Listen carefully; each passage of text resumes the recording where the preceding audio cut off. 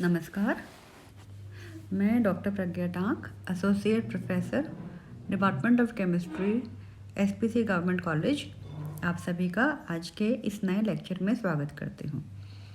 पिछले लेक्चर में हम लोगों ने डी ब्रॉगली के मैटर वेव्स का इंट्रोडक्शन देखा था, जिसमें हमने ये पढ़ा था कि डी ब्रॉगली ने एक हाइपोथेसिस दिया जिसमें उसने ये कहा कि लाइट एक ड्यूअल नेचर का बिहेवियर शो करती है, जिसमें वो मैटर के फॉर्म में भी एग्जिस्ट करती है और एक कण के रूप में भी करती है और एक तरंग अर्थात वेव के रूप में भी करती है। It behaves as a matter as well as wave. और उसी के संदर्भ में हमने आगे डेरिवेशन करके हमने ये निकाला था कि किस तरह से वेवलेंथ और मोमेंटम एक दूसरे के इन्वर्सली प्रोपोर्शनल होते हैं डी ब्रॉगली हाइपोथेसिस के अंतर्गत।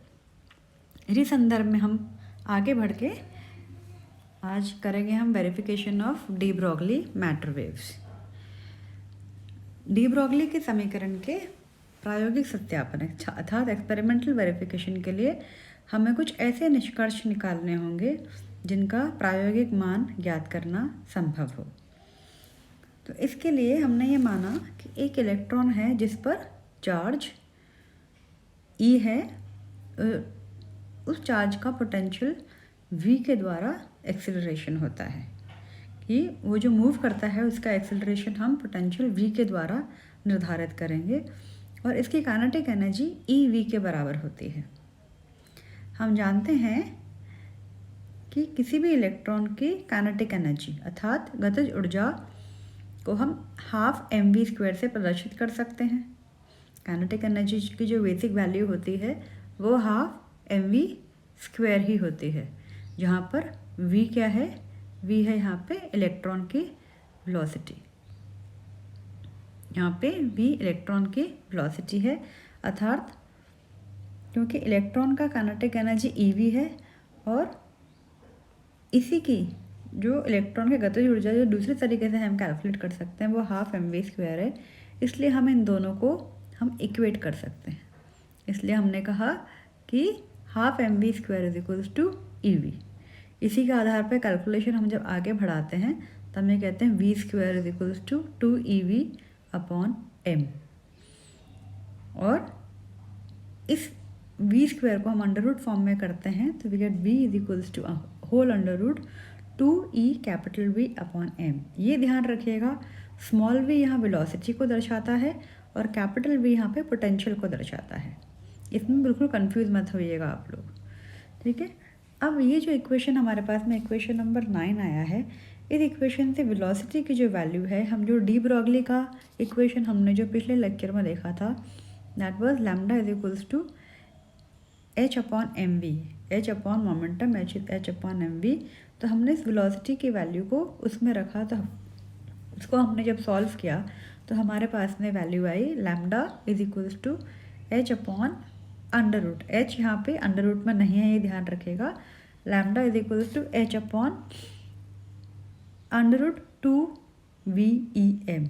ये जो अंडर रूट में सिर्फ कौन सी वैल्यू आएगी, सिर्फ डिनोमिनेटर की वैल्यू है, दैट इज 2vem।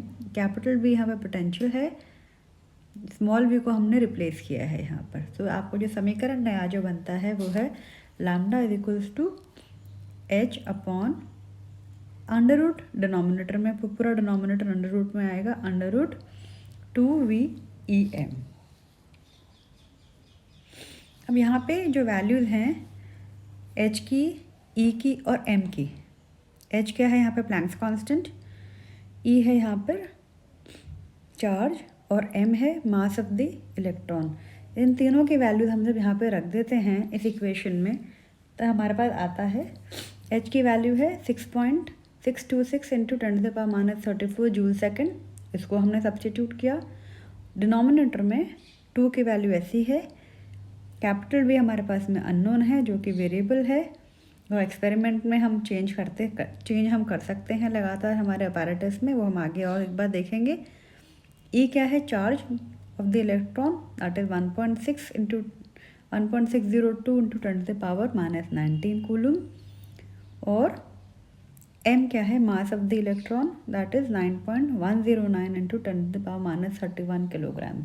इन सभी वैल्यूज़ को h, e और m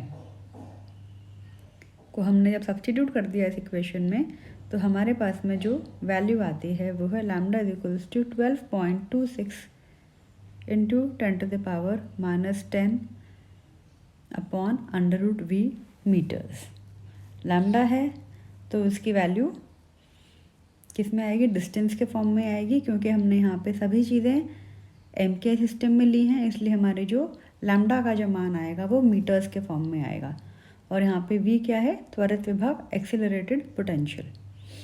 या हम इसको वापस से खोल के लिखते हैं तो हमारे पास में lambda is equal to 12.26 10⁻10 √v, और 12.26 क्योंकि इंटू 10⁻10 एक कांस्टेंट है, इसलिए हम इसको k से भी हम इसको रिप्रेजेंट कर सकते हैं, इसको प्रदर्शित कर सकते हैं। और जब हम इसको प्रोपोर्शनैलिटी कांस्टेंट के फॉर्म में, प्रोपोर्शनल के फॉर्म में हम रिप्रेजेंट करेंगे तो हम कहेंगे lambda is directly proportional to 1/√v।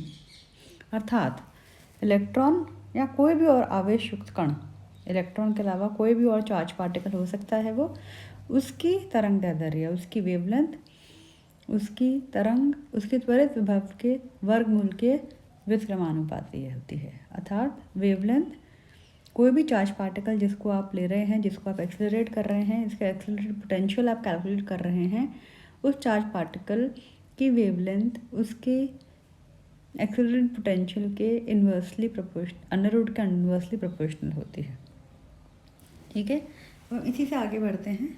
हमें कहते हैं अगर हम v को हम वेरिएबल रखते हैं, हमें कहते हैं कि हम एक एक्सपेरिमेंट कंडक्ट कर रहे हैं जिसमें हम वेरिएबल v के साथ में अलग अलग वैल्यू एक्सेलरेटेड पोटेंशियल की लगा के अगर हम एक्सपेरिमेंट को स्टडी करते हैं, इस पूरे सिस्टम को स्टडी करते हैं, तो यदि किसी इलेक्ट्रॉन को 100 वोल्ट के विभव से त्वरित किया जाए, मतलब v का मान 100 हो, तो लैम्डा का मान क्या हो जाएगा, यहाँ पर इट विल बी √100, यहाँ पे सब्स्टिट्यूट हो जाएगा, बाकी सभी चीज़ें एक समान रहेंगी, वो क्या हो जाएगा 1.226 × 10⁻10 मीटर्स।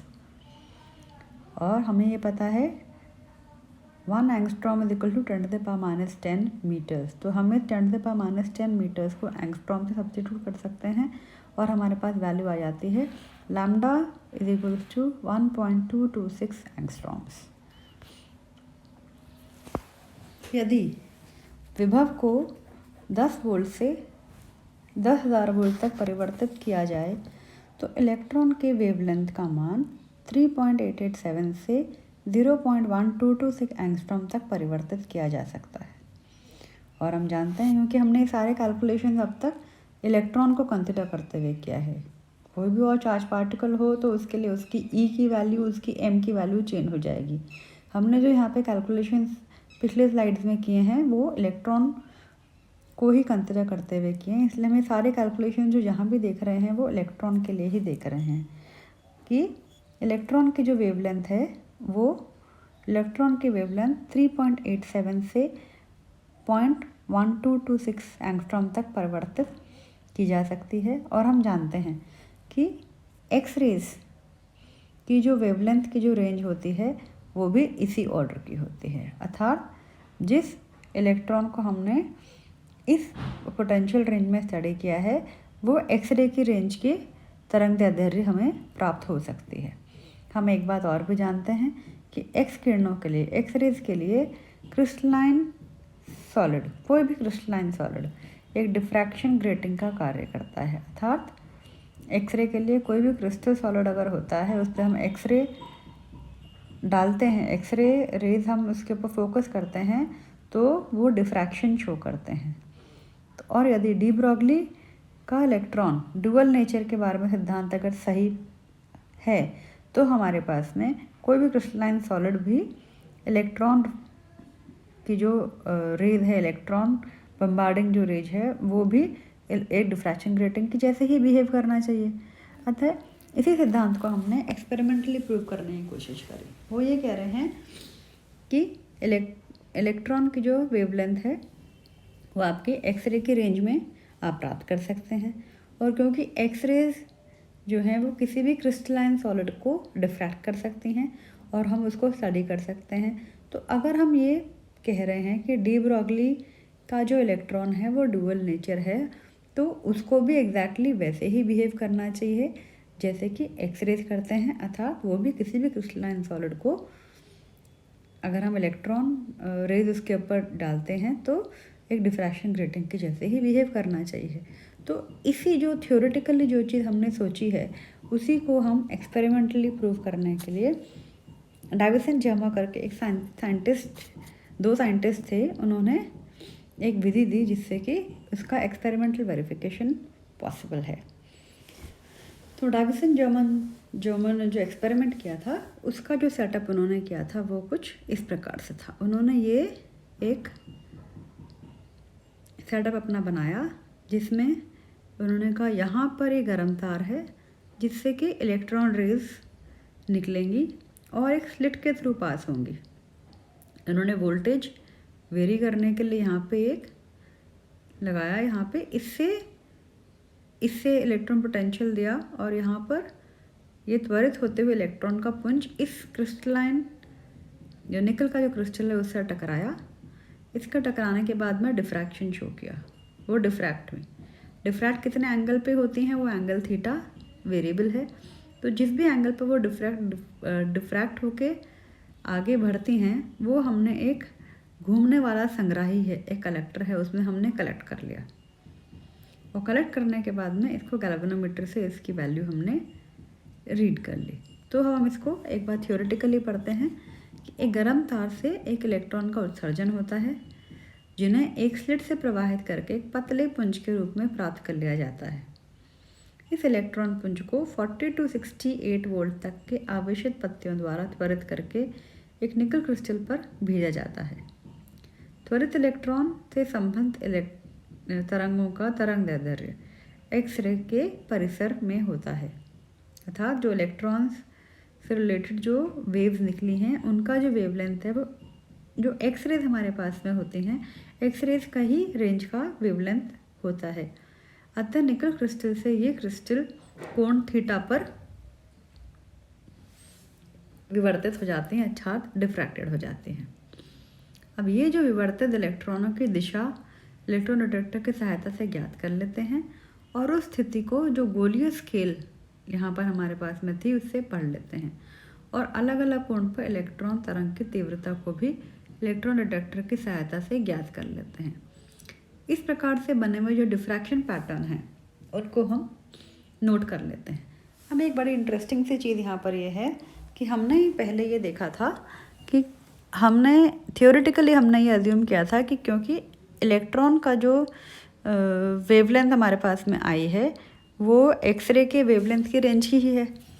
तो ये जब एक्सपेरिमेंट हमने किया था हमने कहा जो कि एक्सरे क्योंकि डिफ्रैक्शन पैटर्न शो करती हैं तो इलेक्ट्रॉन्स को भी डिफ्रैक्शन पैटर्न शो करना चाहिए। हमने उसको एक्सपेरिमेंटली प्रूव करने की कोशिश करी, हमने एक डिफ्रैक्शन पैटर्न ऑब्जर्व किया और सबसे इंटरेस्टिंग बात यह है कि दोनों जो डिफ्रैक्शन पैटर्न्स हैं वो बिल्कुल सेम पाए गए। जैसे कि आप यहाँ पर देख रहे हैं कि ए जो है हमारे इलेक्ट्रॉन पुंज का डिफ्रैक्शन पैटर्न है, डिफ्रैक्शन डिज़ाइन है और बी जो है वो हमारे एक्सरे का डिफ्रैक्शन पैटर्न है। तो अर्थात दोनों बिल्कुल सेम बिहेवियर शो कर रही हैं, दोनों रेडियल फॉर्म में ही अपना डिफ्रैक्शन पैटर्न्स शो कर रहे हैं। अर्थात इलेक्ट्रॉन पुंज का एक्सरे किरणों की भांति विवर्तन होना इस बात का स्पष्ट प्रमाण है कि इलेक्ट्रॉन की प्रकृति भी एक्सरेज की भांति तरंगीय है। ठीक है कि जैसे एक्सरे एक वेव नेचर शो करती है वैसे इलेक्ट्रॉन्स की प्रकृति भी वेव नेचर शो करती है।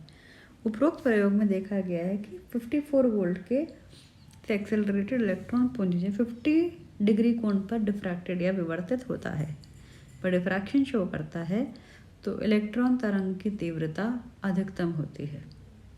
इस मान में लैम्डा का मान 1.668 एंगस्ट्रॉम आता है। 1.668 एंगस्ट्रॉम आता है। ये कौन से इक्वेशन से कैलकुलेट किया है हमने? हमने इक्वेशन निकाला था lambda is equals to h/√2VEM।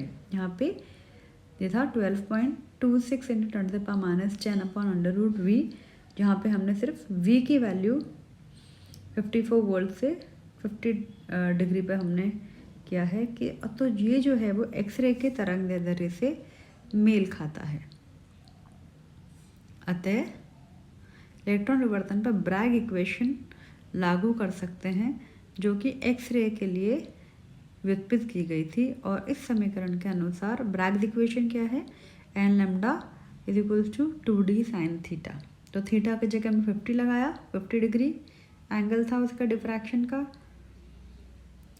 ठीक है। एन यहाँ पे एक पूर्णांक है और लैम्डा अधिकतम तीव्रता पर तरंगदैर्ध्य, डी क्रिस्टल के विभिन्न तलों के बीच की मध्य की दूरी वो फिक्स वैल्यू रहेगी, और थीटा यहाँ पे ग्रेडिंग एंगल है कि विवर्तन का कोण है। इससे इलेक्ट्रॉन तरंग की तरंग दैर्ध्य का मान ज्ञात किया जा सकता है।